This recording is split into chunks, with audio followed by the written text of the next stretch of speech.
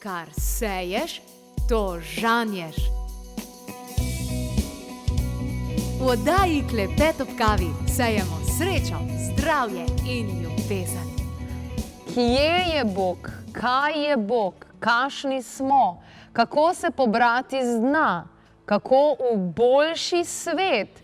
Je prepozno, ne zmorem več, tavanje v temi, koliko se imamo radi, ljubiti sovražnike, odpuščati sebi, reševanje problemov, sanje ali iluzije, svobodna volja, vera, karma, preizkušanje spoznanja, bolečine, izgube, krivda in krivica, hinavščina, razvrednotenje, iskrenost, se smilimo samemu sebi.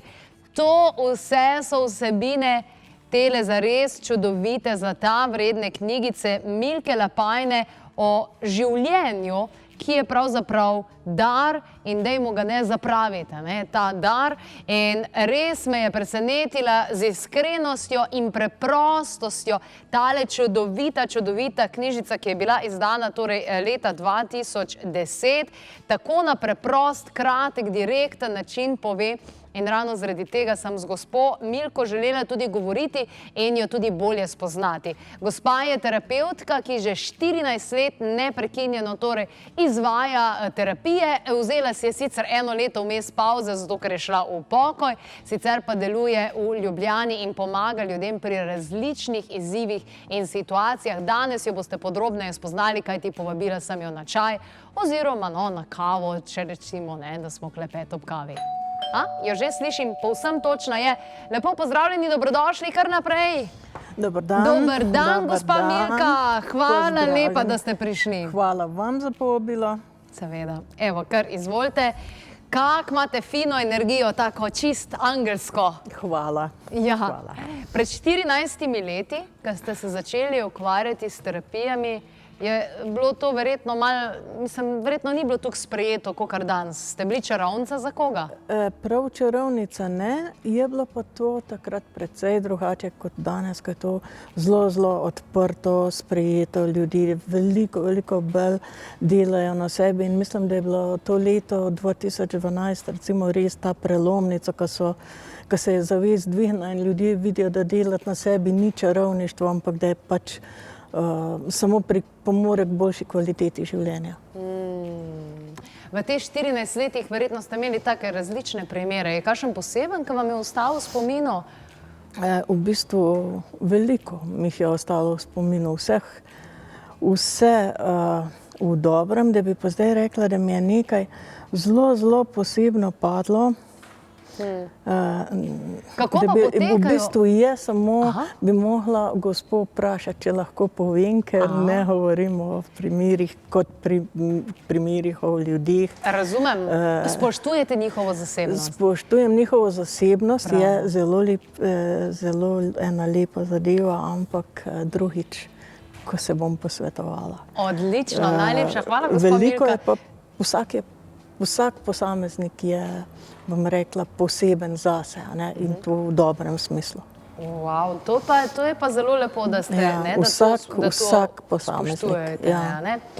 Kako pa potekajo te terapije? Ker vi ste tudi, danes bomo tudi malce o rišah govorili, Vaše znanje je zelo raznoliko, ampak glede na posameznika, ki pride verjetno čisto po meri. Kako ponavadi izgledajo te vaše terapije, s čim to izvajate?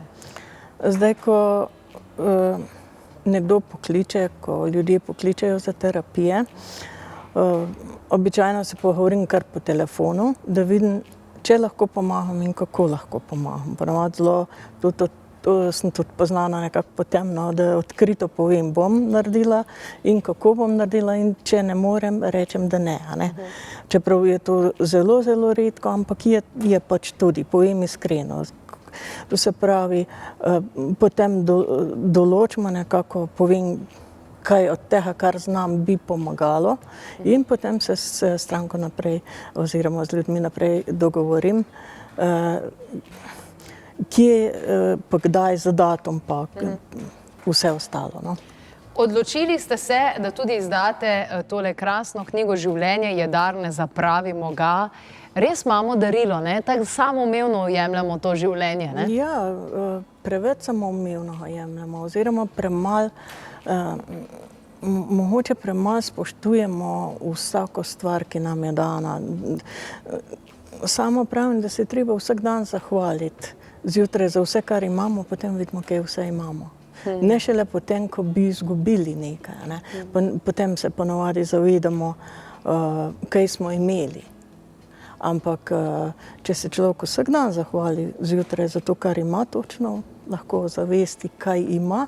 In pa da zelo veliko podelam na tem, da človek gre v življenju po pravi poti.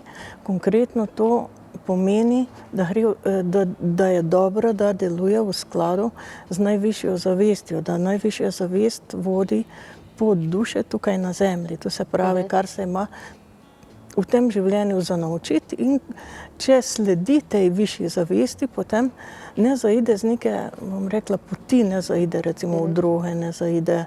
Pa tudi verjetno si kakih nesreč ne programira, ne? Ne programira si, recimo nesrečo, že mogoče se kaj karmično lahko tudi še potegne ven kakšna energija, ampak bolj, ko se hodi po pravi poti, več se dobrega dogaja, ne? In to je zelo, zelo pomembno. Recimo so zelo uspešni ljudje, igralci, pevci, podjetniki, ki recimo delajo zelo veliko samo na materialnem, zelo veliko razvijajo svoje potenciale, pozabijo si pa recimo ustvariti družine, ali pa biti partner, oče, dedek, karkoli. Niso v ravnovesju, ne? Ja, niso v ravnovesju, in ko je človek star 50, 60, 70 let, da ne reče potem, ja, če bi še enkrat biti drugače. Boljše je prej iti čisto po pravi poti, bolj ko se da, pa nekako res spraviti življenje v ravnovesje, vse tisto, kar si duša želi, da človek nekako doseže, no. Čim boljše, ko se da. Sodelujete tudi z posebnimi energijami oriš, kaj ne da? Ja, oriše so energije, ki so ustvarjene posebej za planet Zemljo. To se pravi, povezuje se najvišja zavest in matrica energij, ki vodijo duše točno na planetu Zemlja. To se pravi, če se človeku naredi tako imenovani life reading, se ga takoj postavi na pravo pot. Določene slabe energije se, kako bi rekla, neutralizirajo, ja. In človeka, po domače včasih pravim, se ga iz grmovja potehne na avtocesto in potem nadaljuje pot.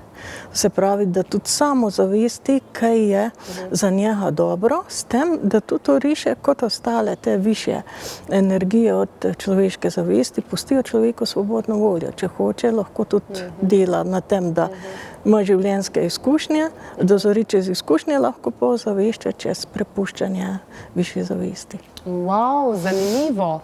No, tale trenutek bomo iz našega arhiva, nekaj o orišah smo že govorili, iz arhiva tale trenutek potegnemo en starejši posnetek oziroma izjavo Jasmine Avdić o tem, kako lahko z divinacijo oriš oziroma kako lahko usmerijo človeka na pravo pot, in potem nadaljujemo o teh life readingih, življenjskih, v pogledih in tako naprej. Pogovor z Milko Lapajne, ki je v naši družbi. Poglejmo tole iz arhiva. Ja, bom rekla, mi imamo dobro podlago za dajati neko usmeritev ljudem, zato ker pač uporabljamo divinacijo za to, ne? Se pravi, prastari sistem vpogleda v človeško usodo. In zato je praktično nemogoče, da bi nekoga slabo usmerili. Torej, ne gre samo za neko intuicijo, za nek občutek, da je riskiraj, saj ti bo uspelo. Ne, ker včasih enostavno vsi ljudje niso rojeni za biti tako zelo, bom rekla, avanturistični ali pa pogumni, da bi se lahko na glavo lotili vsega v življenju in bi jim vse uspelo. Nekateri lahko, go ahead, ampak vsi pa niso taki. In prav zaradi tega je fino, nekateri recimo so rojeni za biti samostojni v poslu, ampak če nimajo štartnega kapitala, če nimajo samozavesti, potem je bolje, da najprej delajo na sebi in eno določeno obdobje pridobivajo med tem časom potrebna izkušnje, znanja in tako naprej, in se šele potem lotijo koraka. Se pravi, pomembno je izbrati pravi trenutek v življenju. Za narediti pravi korak, ne? Ker zato, da se potem, ko smo stari, ne vem, 60, 70, ne vprašamo, kje sem pa jaz zdaj v tej zgodbi? Ne? Zdaj sem pa recimo otroke spravil v kruhu, vnuke že čuvam, kje sem pa jaz? Kje sem pa jaz? No, danes govorimo z Milko Lapajne, avtorico knjigo Življenje je dar, ne zapravimo ga. In gospa Milka, vi že 14 let delujete kot terapeutka, pomagate ljudem na različne načine, ljudem, ki imajo različne težave. In za tem life readingom, kaj vi pravzaprav vidite? Kakšen vpogled je to? Life reading pokaže energijsko stanje človeka, to se pravi, kaj je do zdaj že ustvaril, oziroma kakšna je njegova pot in kje so največje blokade. In seveda jih velik del tudi odstrani. Že sam life reading, potem pa določeni rituali naprej, ki človeku recimo dajo možnost, da razvije svoj potencial, ali pa na področjih, kjer je potrebno še osebnostno rasti, da potem lahko uresniči, bom rekla, svoje želje ali pa poslanstvo ali pa karkoli je za njegovo dušo najboljše. No. Vedno dajo naj se usmeri po najboljši poti. Ne. To je tudi najkrajša pot ponavadi. Se tukaj vidijo tudi kakšne karmične zadeve iz preteklosti? Vse, definitivno vse, čeprav je tako, ne, kar imamo mi karmičnega, tudi zdaj nimamo ozaveščenega. Zdaj lahko na energijski ravni vidim karmične zaplete in se jih potem z določeno terapijo odstrani, medtem ko oriše pa dejansko usmerijo po poti, da dajo veliko možnosti tudi. No. Recimo nekdo, ki pride, da nima službe, ki išče službo, ima določene ovire, blokade, in jo ne more dobiti, lahko po life readingu dobi 2 ali pa 3 možnosti, ampak se potem sam odloča, ali bo sprejel ali ne. Oriše so tudi, glede na to, da so zemeljske energije, vedno dajo najboljšo možnost v določeni situaciji. To se pravi, je velika razlika, a bojo delovale v nekem plemenu, a bojo delovale v nekem razvitem svetu. Vedno za določeno razvoj zavesti dajo najboljšo možnost. Ne da se nekaj preskakovati ali pa nazaj vleči. V knjigi pišete tudi o tem, kako se ljudje znamo smiliti samim v sebi. Lahko preberem tole? Torej, negativne sile sprožijo v nas proces ubogega jaza. Zbolimo, obupajmo, samo da bi dosegli nekaj, kar smo si zamislili, da bi izsilili svoje. Nihče od nas ni rad bolan, vendar se vedno vprašajmo, kaj moramo ozavestiti in katero mišljenje moramo spremeniti, namesto da bi se smilili samim v sebi. Načeloma ti ljudje, ki jamrajo pa tak naprej. Jaz še nobenega ne poznam, ki bi bil zdrav, pa uspešen, pa zadovoljen, pa da bi jamral ves čas. Pa vsi bi pa radi to bili. Bolezen je vedno pokazatelj tudi nekega napačnega prepričanja, ki ga gojimo. To se pravi, lahko želimo s tem nekaj izsiliti, ampak nezavedno. Ni nujno, da mi izsiljujemo pa rečemo, joj, sem bolan, zato mi pa to in to naredi, ali pa na kakršenkoli način. Ampak pomeni, da moramo na neki ravni zavesti nekaj spremeniti ali pa spremeniti celo tok življenja. In kaj vi rečete ljudem, ki pridejo k vam na terapijo, po pomoč? Kaj jim rečete, ko vidite, da se tukaj smilijo sam sebi, da bo kar okrog padli, pa jamrajo, pa tak? Ne, tisto nič ne pomaga. S tem se ne reši nikoli nič. Treba je pogum in pa usmeritev, zato je zelo zagovarjam, da je usmeritev najboljša iz strani najvišje zavesti. Vse ostalo je lahko malo šablonsko, jaz lahko govorim nekaj, kar jaz znam, pa lahko ni dobro za posamezno dušo. Zato je zelo pomembno meni to, da se povežem z najvišjo zavestjo in potem ta svetloba teče in odstranjuje blokade in da pravilno usmeritev. In ljudje so zadovoljni s tem. Jaz pa tudi. S kakšnimi težavami prihajajo ljudje k vam? Na fizični ravni, čustvene, mentalne? Prav na vseh ravneh. To se pravi od bolezni, ki je že skrajna ta posledica nepravilnega delovanja ali pa razmišljanja, potem glede služb, pa študentje, glede izpitov. To je ponavadi tudi zanimivo, lahko se študenti zelo dobro učijo, se zelo dobro pripravijo, pa imajo, bi rekla, slabo srečo, ali zbolijo, ali ima profesor slab dan, ali karkoli. Te blokade se lahko odstranijo. Recimo, če pa pridejo v smislu, ne vem, se niso učili, pa da bo kar nekaj z nebo potegnjeno, to jih pa ponavadi, če delam z orišami, usmerijo, da se učijo dan in noč prej. Zanimivo, kako gre to? Ja, zelo zemeljsko, nič ni tisto, da bi se neki čudeži v tej smeri dogajali, da bi kar nekaj ratalo. Za vse se je treba potruditi, razvijati zavest, iti v pravi smeri in potem življenje lepo gre. Kako se pobrati z dna? Velikrat si rečemo, pa vse v redu, vse ni tako hudo, vse ni tako hudo. Radi si zanikamo, kako globoko smo pravzaprav že padli, a sploh lahko naredimo korak naprej, če se ne zavedamo, kako globoko smo dejansko na dnu? Vedno ga lahko naredimo. Nikoli ne more biti človek toliko na dnu, da ne bi nekako z neko lastno usmeritvijo v razrešitev problema, da bi ne našel pot. Vedno mora on narediti nek notranji vzgib, nek prvi korak, začeti rešitev iskati, potem se počasi stvari speljajo.